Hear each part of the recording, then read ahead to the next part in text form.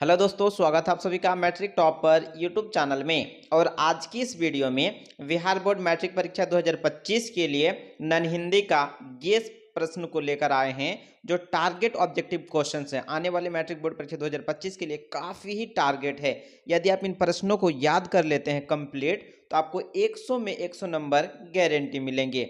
अब की बार matric topper आज की इस वीडियो में सब्जेक्टिव और ऑब्जेक्टिव क्वेश्चंस दोनों को हल करेंगे। तो चलिए आज की इस वीडियो को शुरू करते हैं। और देखिए, पहला नंबर क्वेश्चन है, काफी वीवीए क्वेश्चन है, क्वेश्चन नंबर 1 और यह सब्जेक्टिव क्वेश्चन है। हौसले की उड़ान किस पर प्रकाश डाला है? तो आंसर में लिखना है आपको, हौसले की उड़ान बिहार की बेटियों की असाधारण विशेषताओं पर प्रकाश डाला है। इसका मतलब ये हुआ कि बिहार की जितने भी बेटियां हैं उसकी जो असाधारण शक्तियां यानी उसके अंदर छुपी हुई दबी हुई जो भी ये है गुण है, यूं समझ लीजिए उस सब को मतलब विशेषताओं को दर्शाया गया है। तो चलिए आगे बढ़ते हैं। और दूसरा क्वेश्चन है, क्वेश्चन नंबर 2, बच्चे की दुआ शीर्षक गीत में किसकी कल्पना की गई है? मोस्ट इंपॉर्टेंट क्वेश्चन है और ये भी क्वेश्चन है टारगेट ऑब्जेक्टिव 2025 के लिए। आंसर में लिखना आपको, बच्चे की दुआ शीर्षक गीत में दर्दमंद और वंचितों की हिफाजत का संकल्प है तथा खुद को बुराई से बचाकर नेक राह पर चलने की दुआ मांगी गई है। आपको लिखना है कि बच्चे की दुआ में जो है शीर्षक गीत में यह एक कविता है और इसमें दर्दमंद यानी कि गरीब लोगों की और वंचित बचपन यानी कि जिनके माता पिता बचपन में ही खो गए हैं उन सभी का हिफाजत का संकल्प लिया गया है तथा अपने को मतलब खुद को बुराई से बचाकर नेक राह पर यानी सच्चाई की राह पर चलने की दुआ मांगी गई है। तो ऐसे अगर आप लिख देते हैं तो आपको 2 नंबर गारंटी मिलेंगे। ओके, तो चलिए आगे बढ़ते हैं। और तीसरा नंबर क्वेश्चन है, क्वेश्चन नंबर 3, परिश्रम के द्वारा मनोवांछित लक्ष्य की प्राप्ति की जा सकती है, कैसे?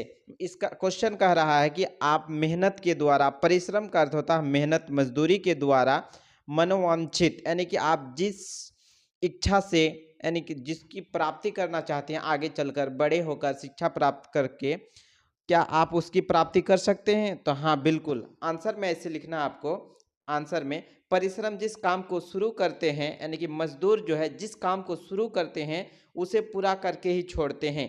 परिश्रमी व्यक्ति एवं बाधाओं से डरते नहीं, पर्वत को काटकर रास्ता निकाल लेते हैं।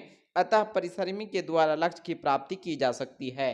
यदि आप मेहनत मजदूरी करते हैं या फिर पढ़ाई करके बड़े ख्वाब रखते हैं कि हम आगे चलकर टीचर बनेंगे या फिर कोई भी हो जो कुछ आप सोचते हैं, तो जी हाँ बिल्कुल आप मेहनत करेंगे तो आपको सफलता यकीनन गारंटी मिलेंगे।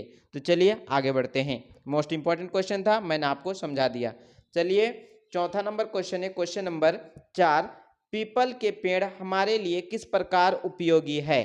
मोस्ट इंपॉर्टेंट क्वेश्चन है। आंसर में लिखना है, पीपल हमारे लिए बहुत उपयोगी है यानी पीपल का जो पेड़ है मानव जीवन के लिए बहुत ही इंपॉर्टेंट है यानी यूजफुल है, उपयोगी है।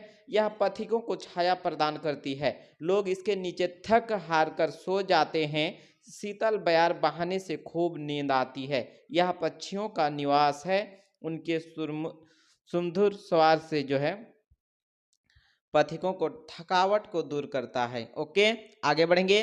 नेक्स्ट क्वेश्चन देखिए, क्वेश्चन नंबर 5, ईर्ष्या की बेटी किसे और क्यों कहा गया है? आंसर में लिखना है, निंदा ईर्ष्या की बेटी है यानी निंदा जो थी वो ईर्ष्या की बेटी है। जो व्यक्ति ईर्ष्यालु होता है वही व्यक्ति बुरे किस्म का निंदक होता है। दूसरों की निंदा करने का कारण यह है कि वह लोगों की आंखों से गिर जाए और उस स्थान पर वह बैठ जाए। मोस्ट इंपॉर्टेंट बात यह है कि ईर्ष्या क्या होती है? ईर्ष्या का अर्थ होता है दूसरों की उन्नति से जलन, फसाद यानी कि दूसरों की काम को देखकर जलना, उन्नति को देखकर जलना, पैसों की देखकर जलना। ओके, ये हो गया ईर्ष्या का मतलब। और ईर्ष्या क्या है? तो निंदा ईर्ष्या की बेटी है। और जिस व्यक्ति के अंदर आपको ईर्ष्या होगी ना वह आदमी जो है आपको बुरे किस्म का निंदक भी होता है। ये सब आपको पता होगा जो भी इस सेशन को पढ़ा होगा। और दूसरों की निंदा करने का कारण मतलब दूसरों की बुराई वह इसलिए करता है ताकि आपके नज़र में वो बैठ जाए। लेकिन ऐसा नहीं होता है। बहुत सारे लोग जो है जो भी ईर्ष्यालु करते हैं उसका कोई भी उसके साथ कुछ भी अच्छा नहीं होता है, ये बात याद रखिएगा। तो चलिए आगे बढ़ते हैं। और नेक्स्ट क्वेश्चन है, क्वेश्चन नंबर 6, कैसा वातावरण मिलने पर बुलबुल पंछी गाने लगती है। यानी कि कैसा वातावरण रहेगा, माहौल यानी कि मौसम, जिससे बुलबुल जो पंछी होती है, चिड़िया, वो गाने लगती है। तो आंसर में लिखना है वर्षा की बूंदें पेड़ पर गिरने लगती है तो पीपल के कोमल पत्तों में सर्स मरमर की सुरीली आवाज निकलने लगती है। बुलबुल इस मृदु स्वर को सुनकर गाने लगती है। जस्ट सिंपल है, ऐसे आप लिख दीजिए, आपको 2 नंबर गारंटी मिलेंगे। तो चलिए आगे बढ़ते हैं।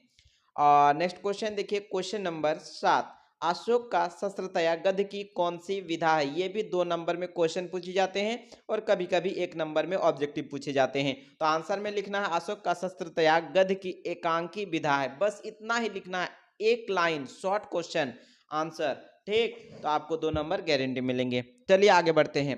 ये भी वैसा ही क्वेश्चन है, थोड़ा सा जूम कर लेते हैं।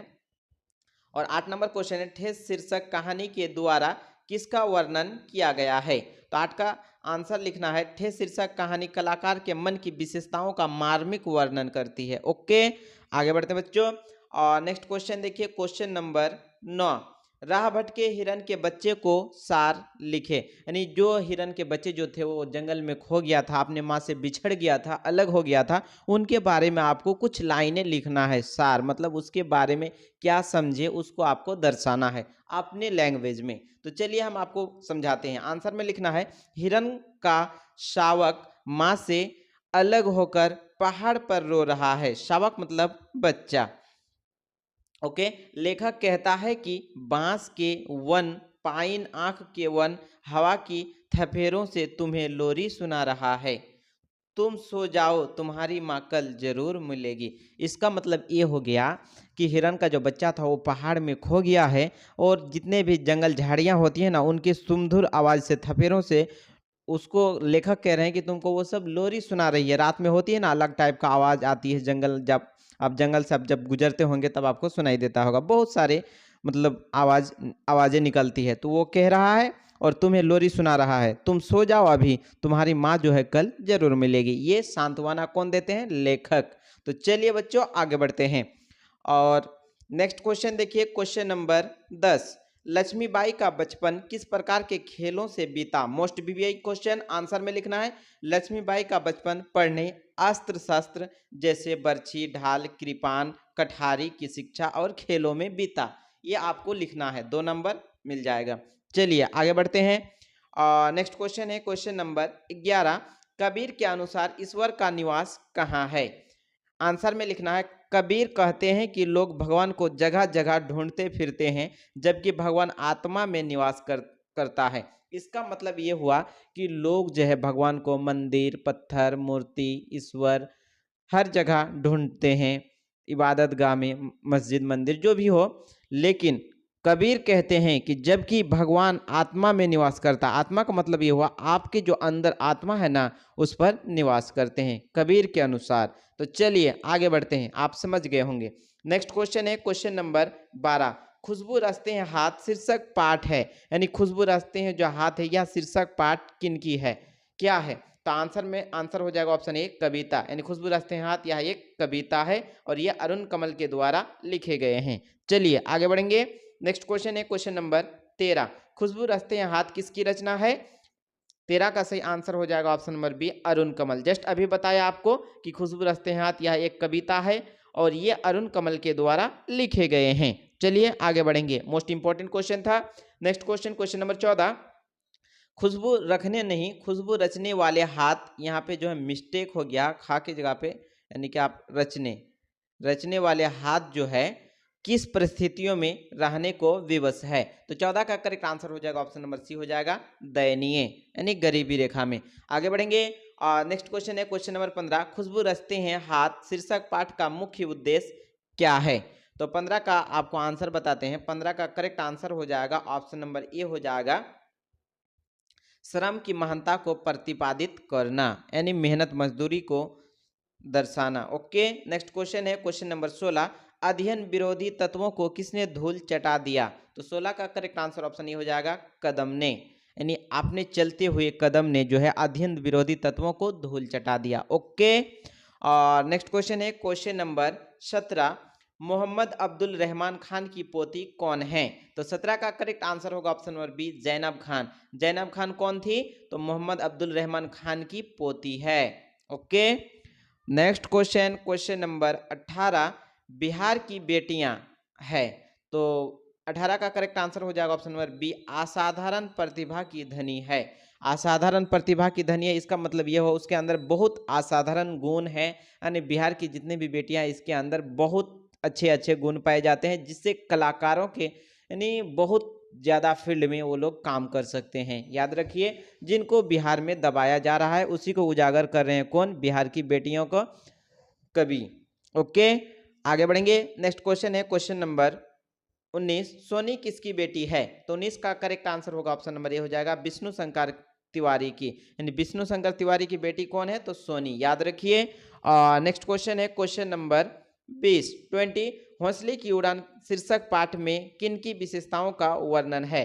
तो 20 का करेक्ट आंसर ऑप्शन सी हो जाएगा, जीवन संघर्ष, यानी अपने अंदर जीवन संघर्ष को दर्शाया गया है। ओके, और बच्चों आज की इस वीडियो में टोटल 20 क्वेश्चन बताए हैं, सब्जेक्टिव और ऑब्जेक्टिव। आप इन प्रश्नों को कंप्लीट कर लीजिए और नेक्स्ट वीडियो में इससे आगे की क्वेश्चन को बताएंगे। तो आज की इस वीडियो में यहीं तक।